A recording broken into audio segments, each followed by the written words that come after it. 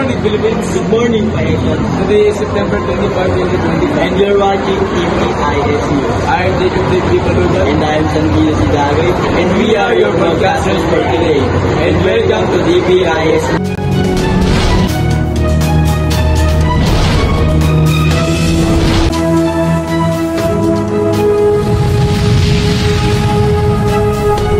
Youth Environment in a School Organization or YESO has been announced the cancellation of the e-collection program via YESO Facebook page on September 16, 2025. Yes, thank you, Dagoy. As of now, YESO canceled this program due to the student fraud in collecting recyclable materials. As we all know, EcoChamp collection was cancelled due to reports that some students choose to buy from local junk shops. As instructed by our admin, we decided to waive the last e-collection day.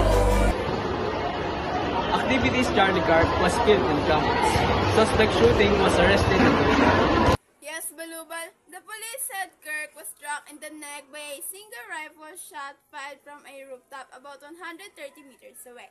The suspect, 22-year-old Tyler James Robinson, was arrested 2 days later at his home in St. George. According to the investigators, recovered a Mauser 30-06 rifles with engravings referencing internet culture, along with DNA evidence linking Robinson to the weapon and the rooftop. Authorities also cited Discord messages that appeared to show him coordinating details of the attack.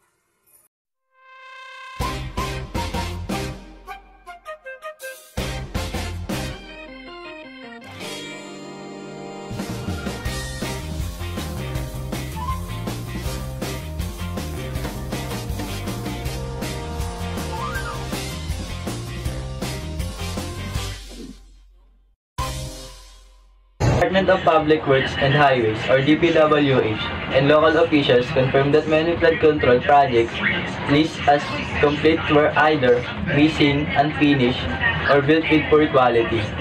Reports from provinces. Yes, Dagoy. Billion lost to ghost flood control project in the Philippines. The government has uncovered the several ghost flood control projects paid but never built, costing billions of pesos, and leaving communities still vulnerable to flood. For today, thank you for watching and stay tuned for more updates.